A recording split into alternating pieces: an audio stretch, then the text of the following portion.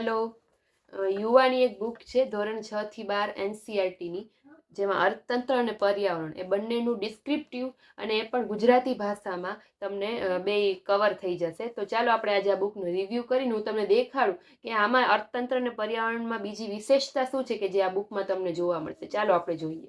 તો એનસીઆરટી ધોરણ 6 થી 12 આપણે જે આનો પર્યાવરણ અને અર્થતંત્ર પાર્ટ 2 આનું જે ડિસ્ક્રિપ્ટિવ છે બુક, ચાલો આપણે જોઈએ અંદરથી. સૌથી પહેલા તો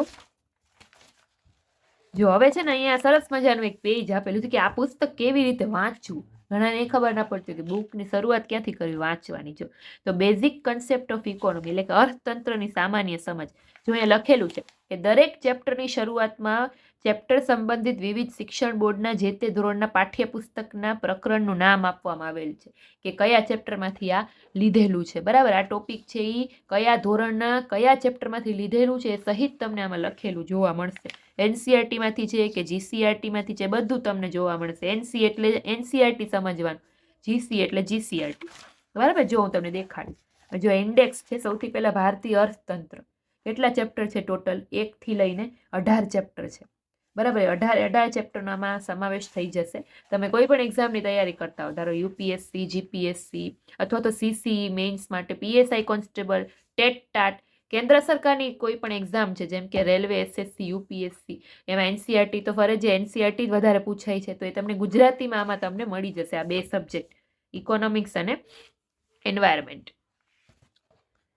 પછી પર્યાવરણ એટલે કે એન્વાયરમેન્ટના કેટલા ચેપ્ટર છે તો કે 1 થી લઈને 20 ચેપ્ટર છે આમાં ઇન્ક્લુડ થયેલા છે એન્વાયરમેન્ટના. ચાલો આપણે જોઈએ. જો હવે અહીંયા આખો ઇન્ડેક્સ છે કે ઇકોનોમિક્સ છે, ભારતીય અર્થતંત્ર, તો કેટલા ચેપ્ટરો છે.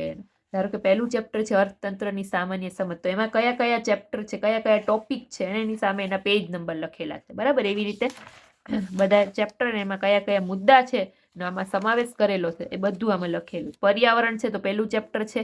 બરાબર, એમાં કયા કયા અંદર મુદ્દા ટોપિક્સ છે અને એની સામેના પેજ નંબર.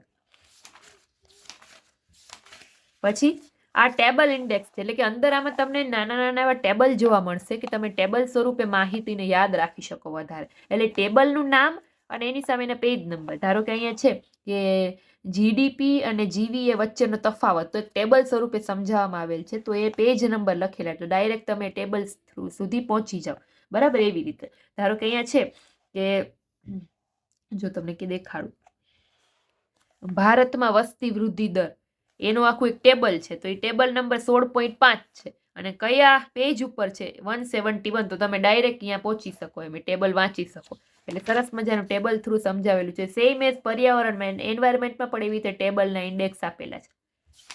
પછી ચાર્ટ ઇન્ડેક્સ, ચાર્ટ પણ દોરેલા છે અંદર અમુક ડિટેલના. તો એના પણ ટોપિક અને એની સામે પેજ નંબર આપેલા કે આ ચાર્ટ છે કયા પેજ ઉપર તમને જોવા મળશે. જો શરૂઆત કરીએ. ફર્સ્ટ ચેપ્ટર છે અર્થતંત્રનું, અર્થતંત્રની સામાન્ય સમજ. હવે જો અહીંયા જે બોક્સ આપેલું છે ને એમાં જો લખેલું છે કે એનસીઆરટી, તો એનસીઆરટીમાં આ જે અર્થતંત્રની સામાન્ય સમજ છે એ કયા ધોરણમાં આવે છે આ ટોપિક?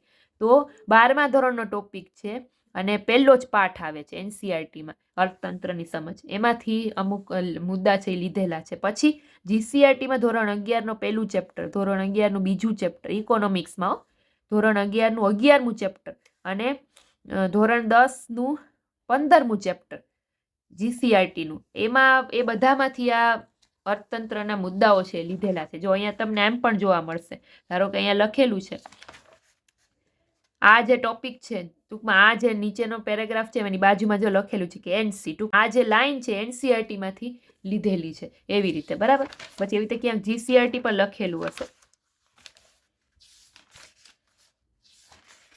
જો બીજું ચેપ્ટર શરૂ થાય છે આર્થિક વૃદ્ધિ અને આર્થિક વિકાસ છે.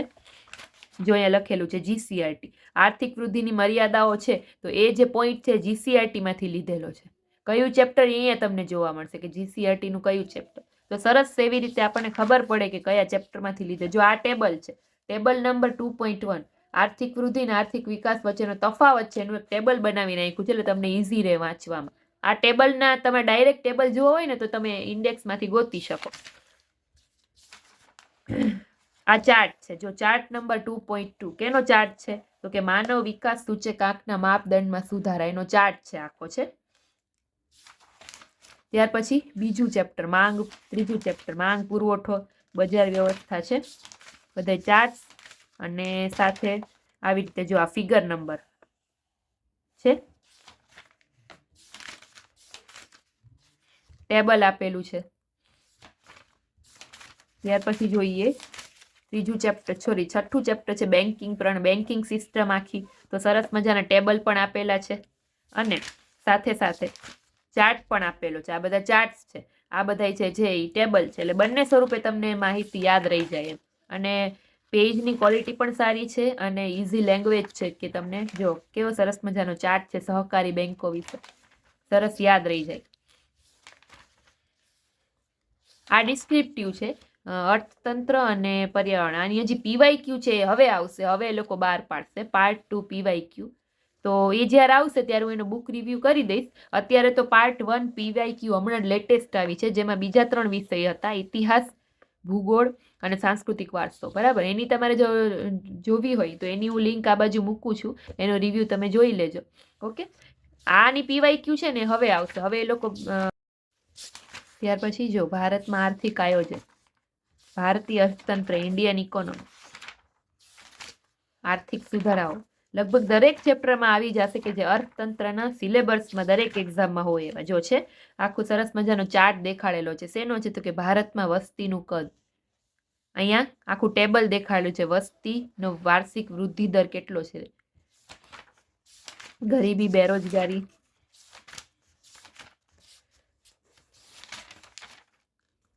જો ટકાઉ વિકાસના જે 17 લક્ષ્યાંકો છે એ પણ સરસ એકદમ પિક્ચર ઇમેજીસ સાથે આપેલા છે. જો છે અહીંયા આખા પિરામિડ આપેલા છે, તો સરસ મજાના ચિત્રો સાથે બુક બનાવેલી છે. તમને વાંચવાની પણ મજા આવશે અને કંટાળો પણ નહીં આવે. અને તમને આખું જો આ નાઇટ્રોજન ચક્ર આખું સમજાવેલું છે, તમને સમજાઈ પણ જશે.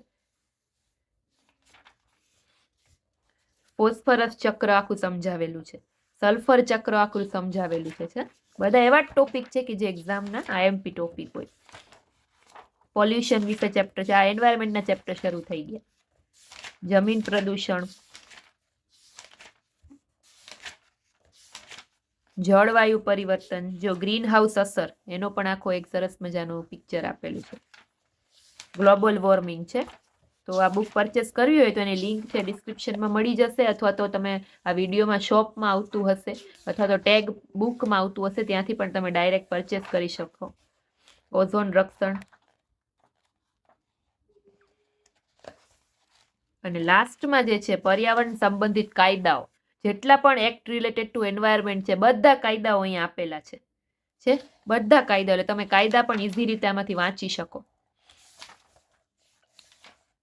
જો છે સમસ્યાઓ બધી, ટકાઉ વિકાસના લક્ષ્યાંકો, આ લાસ્ટ ચેપ્ટર છે. ટૂંકમાં આ પેજ છે 340 પેજની આખી ડિસ્ક્રિપ્ટિવની બુક છે, જેમાં 2 સબ્જેક્ટ તમારા કવર થઈ જશે. કોઈ પણ એક્ઝામની તૈયારી કરતા હો, મેઇન્સની ખાસ કરીને, તો તમારા બેસ્ટ બુક છે આ, કે અર્થતંત્ર અને પર્યાવરણની ડિસ્ક્રિપ્ટિવ તમારી એનસીઈઆરટી પણ ગુજરાતીમાં તમારે આસાનીથી આમાંથી કવર થઈ જશે. બરાબર, અને અહીંયા શું ટોટલ 38 ચેપ્ટર આપેલા છે. બરાબર, એનસીઈઆરટી અને જીસીઈઆરટી બંને એક જ પુસ્તકમાં સમાવેશ કરી દેવામાં આવેલો છે. અને આની પીવાયક્યુ છે એ હજી નથી આવી. પીવાયક્યુ જ્યારે આ લોકો યુવાવાળા પબ્લિશ કરશે ત્યારે હું એનો પણ રિવ્યૂ બનાવી દઈશ. પાર્ટ 1 જે છે 3 સબ્જેક્ટ, ઇતિહાસ, ભૂગોળ અને સાંસ્કૃતિક વારસો, એનું ડિસ્ક્રિપ્ટિવ અને એનું પીવાયક્યુ એ બંને આવી ગયું છે. ટૂંકમાં એનો પણ મેં રિવ્યૂ કરેલો છે, તમને મારા પ્લેલિસ્ટમાં જ મળી જશે. બરાબર, તો સારી બુક છે અને પરચેસ કરી લેજો. અને નેક્સ્ટ હવે આનો જે પાર્ટ 3 છે એમાં પણ બીજા સબ્જેક્ટ છે, એનો પણ જલ્દીથી હું રિવ્યૂ મૂકીશ મારી ચેનલમાં. તો એના માટે મારી ચેનલમાં જોડાયેલા રહેજો. નવા હોય લોકો ખાસ કરીને સબસ્ક્રાઈબ કરી લેજો. Thank you.